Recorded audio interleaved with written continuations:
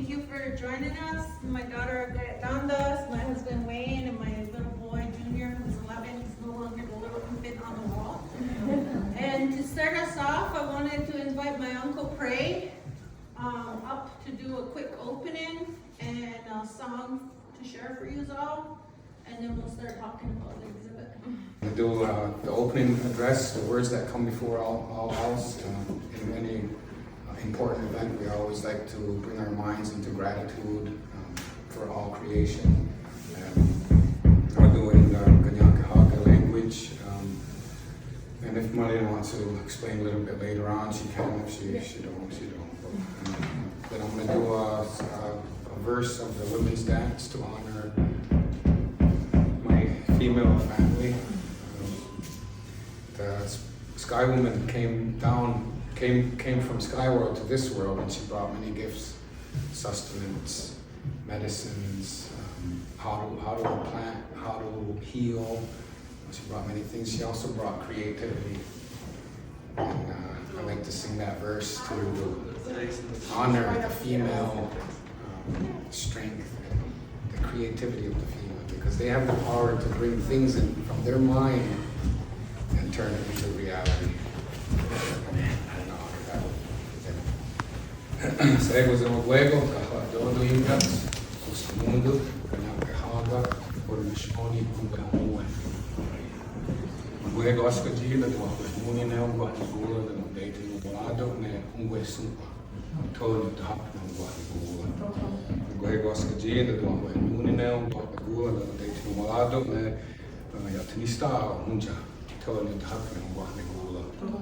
Luego, Ascadilla, the Munina, Guatigula, the Date in Volado, and Onega Sumpa, the Magajo Sumpa, told you to happen on Guatigula. Luego Ascadilla, the Munina, Guatigula, the Date in Volado, and Onde Sumpa, the Onumpa Sumpa, the Ayumpa Uwe, the Niundessa, told you to happen on Guatigula.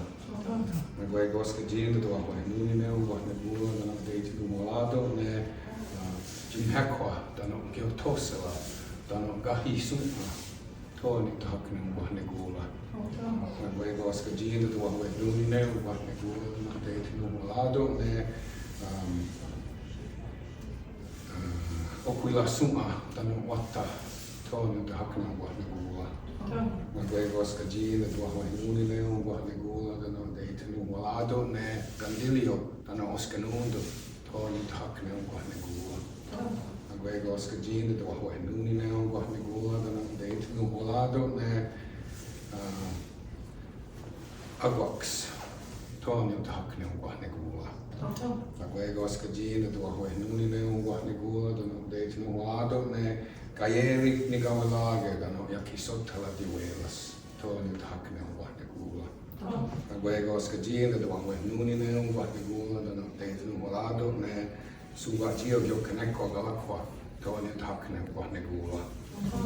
Luego Ascadilla, the Munina, Guatigula, the Date in Volado, and Yakisotela and Tana Galakwa, told you to happen on Guatigula. Luego Ascadilla, the Munina, Guatigula, the Date in Volado, and Ojistokwa Sumpa, told you to happen on Guatigula. Luego Ascadilla, the Munina, Guatigula, the Date in Volado, and Kaiahtenhtas, told you to happen on Guatigula. Luego Ascadilla, the Munina, Guatigula, the Date in Volado, and Sumayakizu, told you to happen on Guatigula. Young Lord, Donator. I'm going to do a verse of the women's dance, and it's got to me it means when the Sky Woman came down and she came from Sky World to this world, and she brought those gifts. When she came and when her feet touched the ground, you'll notice a different kind of beat on it. And that's how I keep track of the songs in my mind. I put special meanings to them, and this one's gonna be a nice. I won't forget this one.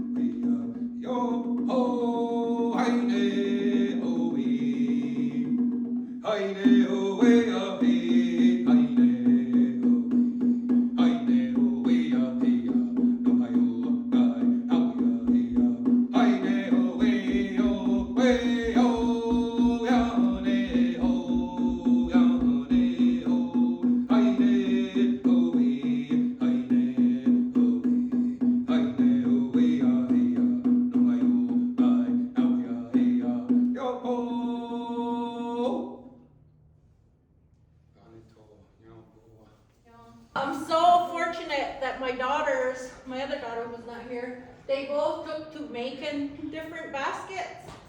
And she's been sticking with it, and my daughter Kaiahtenhtas has been mentoring with a local basket maker, Carrie Hill. Give a shout out. So she's very diverse in her art. Like she's made, like she does the quill work and the tufting and the beaded hats with the different quills. Award winning. And she's also dabbled in mixed media painting and her beautiful vest. And I'll let Kilta tell the story of her vest. Okay, so over 300 hours, I'd say like 315 hours went into just the vest. Most of that was on the back side. The back is like where I'm proud of it because it tells a lot more story than the front. But since we can see the front right now, what I have is in the creation story, Sky Woman has 2 grandsons, and they're not the only creators of this land, but they're very influential and they've done a lot to give us what we have. And so one side of the vest honors each brother. So when they decided that they were going to bring people into the world, they each had their own attempts as to who those people would look like. And so Wiskala, the one brother, his first attempt was the snake. And so when his brother told the creature to open his eyes, he could. When he told him to speak, he could only hiss. And then when he told him to stand, he could only slither. So he slithered off into the woods. And then his brother said to him, "That's a very nice creation, but that's not a human being. So try again." And so he went up and he took more earth and he created this other creature and he gave it to his brother and he said, "Okay, this is the one. Can you give it life for me?" And so his brother gave it life and he told him to open his eyes and he did. And he told him to speak and he could only go, "Ribbit." Okay, and then he told him to stand and walk and he could only hop because his legs were weird. Not weird, different. So he said again, like, "It's a very nice creation, but that's not a human being. Try again." And so he went and he made another creature and he went through the same list. And this time when he asked him to speak, he could only like yell in like a real high-pitched voice. And when he told him to stand and walk, he climbed up a tree. And that's where he decided to live. And his brother said, "Okay, that's a real good creation, but that's not a human being." And then as well, like before people even came, they started small, so they started making flowers. And this same brother made a thistle, so that's why this little bottom flower is purple, when the other brother's intent was to make a sunflower. So you see across the vest is like the orange flower, that's to represent the sunflower. And then we can see Tulunya Iwago's first people, he first started with a man because he wanted them to embody and like represent himself in a way. So he modeled this person after himself and his brother, and he got the first man. And he gave him all the instructions on how to live and be with harmony with all the creations that came before him. But he noticed that his person was still missing something. He was lonely and he needed more purpose. And so Iwago then molded a woman to share this life with, and so that his creations could have families, because that was a piece that Iwago didn't really have growing up. His mother died giving birth to him and his brother, and then for many reasons his grandmother took to only really showing care for his brother. So he grew up almost familyless, and he didn't want any of his creations to go through that. So he made sure that whenever he created something, he made a man and a woman so that they can have families. And then on the back of the vest, there's a lot more, and there's a whole write-up that I did explaining many of the pieces. But basically, the back of the vest for me was really healing, because the creation story, stand back here so you can look at it and still talk to them. The creation story means so much to me, and it offers so many lessons on like how to be a good person and how to walk through the world. So I wanted to make something that shone light on those specific pieces and show how they're connected. So when you have a chance to look, you can see on the very back in the center is my version of the tree of life. And I made it so that it kind of looks like it glows, because in our story it glows a blue hue. Blue is known as one of the most purest of energies. So the whole tree glows blue, and there's a whole bunch of different colored flowers in the tree to show the life that it offers and provides. And you go down, and then the roots are red because they're to represent, excuse me, red willow, which is known to be one of our first medicines and is used for cleansing, but as well as transition periods. And then so under the roots, you can see the different elements that make up our world. So I have water and fire. Like, I know we think of fire and we think of being burnt, but we need that element in balance with the water. That's a lot of what nature is keeping each other in balance. That was the role of these two brothers, is they were balanced. One's considered to be a life giver, while the other, his role is to take life away, but you can't have one without the other.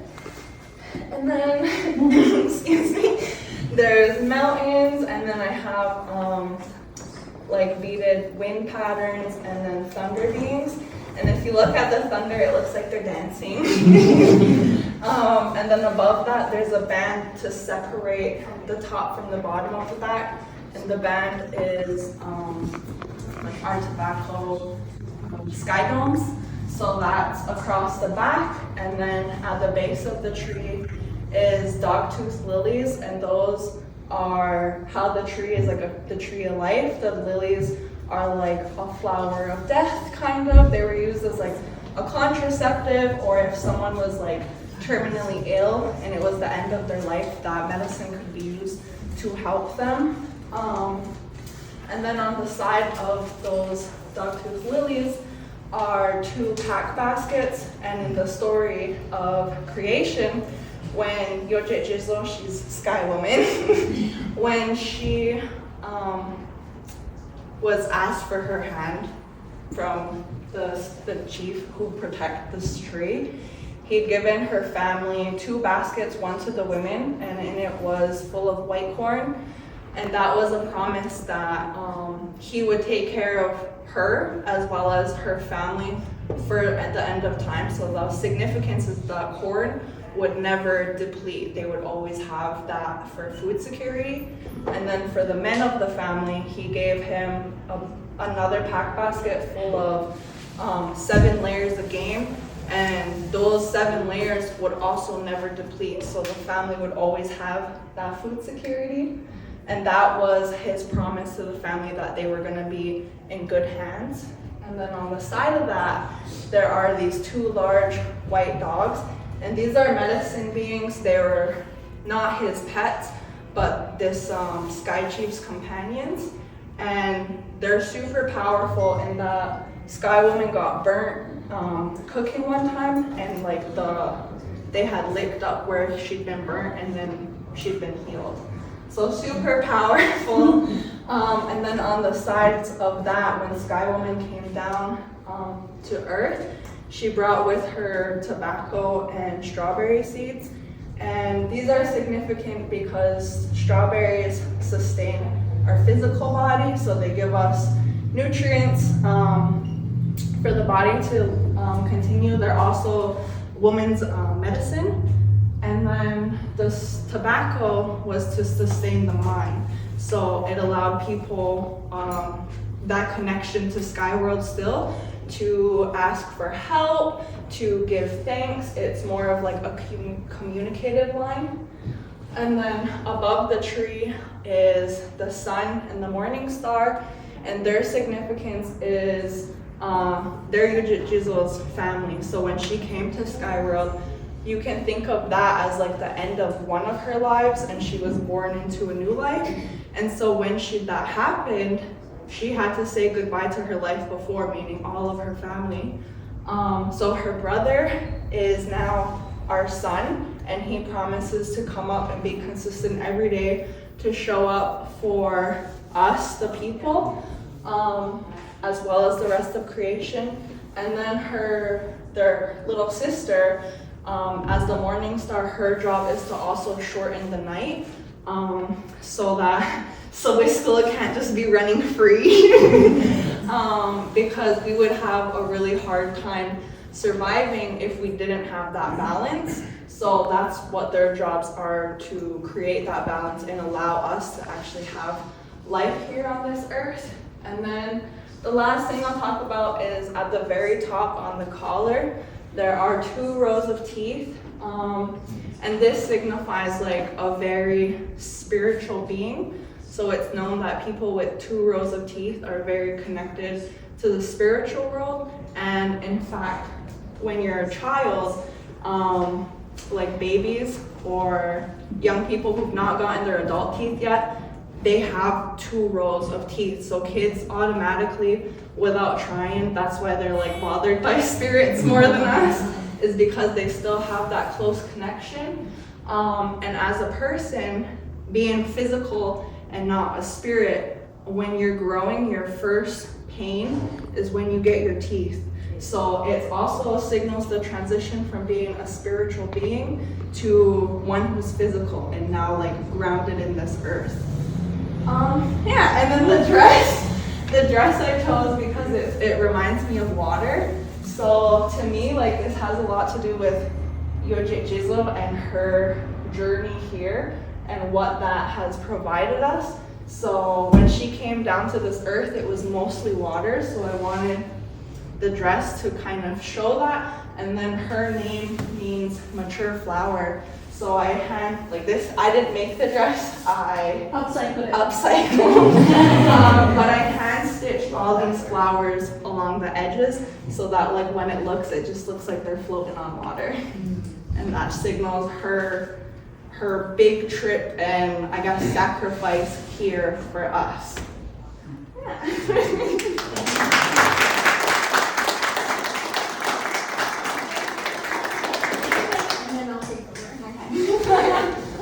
And then over here, this is a painting I did at my first show in Blue Mountain.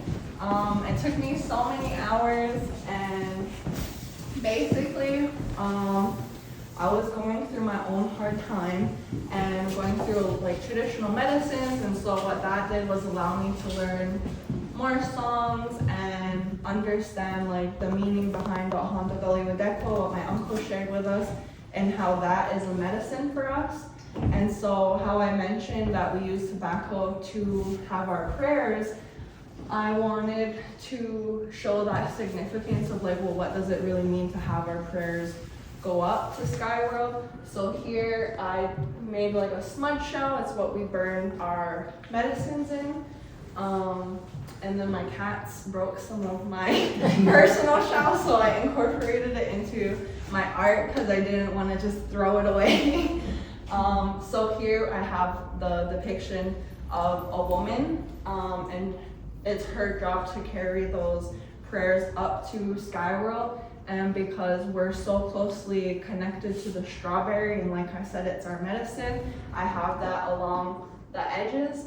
And then while I was going through my own healing journey, I found out that one of my protectors is this little white hummingbird. So I wanted to just make a couple to like put in there and make it like uniquely connected to me and show like my own journey and what helped me.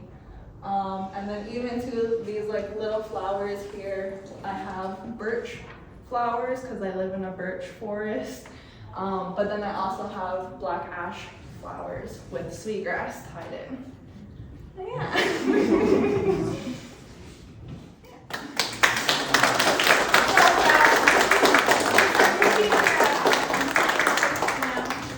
Junior high.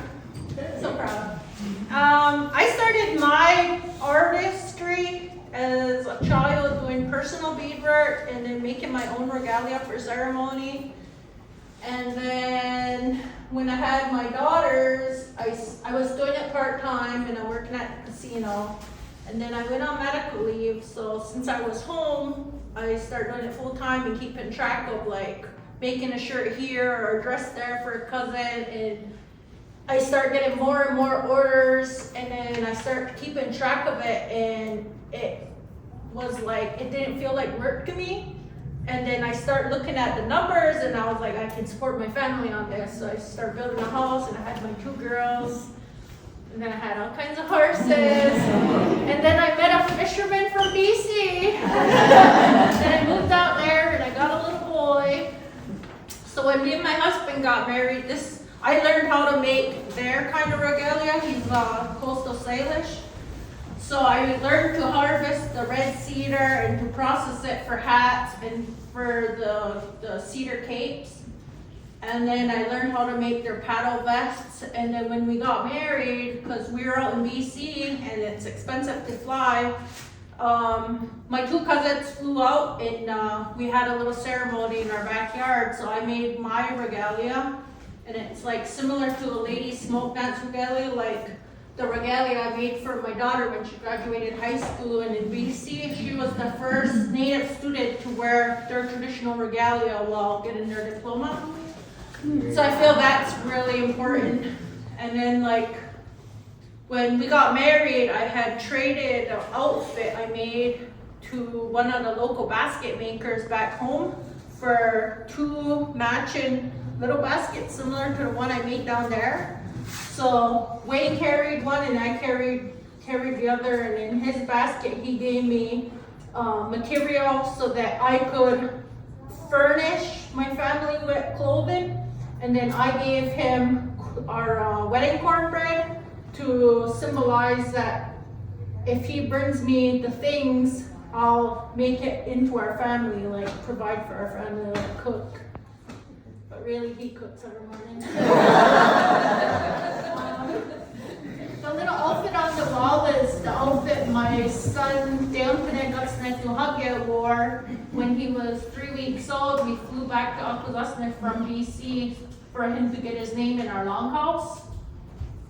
So that was a real important. And his name means he's responsible for making the water come down the mountain. So if you look on this breechcloth, one of his other outfits, you see the mountain and the sun and then the water. And that's real important to his father's side because they're the salmon people, and we need that water to come down the mountain so that the salmon can come up and spawn every year. So that's real important to us, and we would both dream of a little boy running down the mountain streams. And then, so the day I was having him C-section, I'm driving to the hospital, and I was telling my grandmother, I was like, there's water trickling down the mountain, and these are our dreams, so she came up with that name. And then there's other beaded projects here, like back when COVID started, they started beat this in your style, like something for us beaters and people to do while we're locked in our house during COVID. So my one cousin drew this design, and this was my interpretation. This is how I saw it. So I dug out my fancy vintage beads and I came up with this design.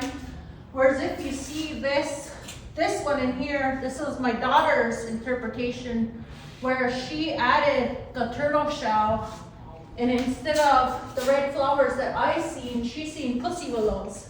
So she even used little fox hair to make the pussy willow. That one's rabbit. It was real Perfect. cute. And then this was another one that my cousin Jenna did, beat it in your style, that my daughter beaded. And then there was another artist in Guanajuato, Jessica Hernandez. She came up with this paddle design, and then I beaded it in my style, where she would put out the paper, black and white with a pencil design, and some people who didn't bead did it in like paints or colors. I remember she said one teacher gave it for her class and they colored it. So it was just like a little community activity. And the little framed one on the wall with the red background, that was Jessica's design as well, for the one of the first beat it in your style, like community challenge. And like everybody would send her their pictures of their progression on it, and she would post it. So you got to see all these beaters from across her island, how they would beat it, how they see that design in their head. So it was pretty cool. And then the strawberry scarf, like how my daughter said, the strawberry is a medicine for us, and also like not only a food. But so I carry that motif a lot in my designs. So I had designed a pair of earrings that everybody loves. So I took real good pictures of it before I sold them. And then I designed bags and a scarf. So that's why I put the scarf in there. And then I was trying to get my cousin to the outfit, but she has so many babies and her house is a wreck. So she's like, I don't know where the whole outfit is. I included the picture because that's one of our cousins. And like, all her kids are like one of my models. Besides my kids being my in-house models and my husband, like, I was like, you have a real nice outfit I made you. I need you to model it. But yeah, I want to thank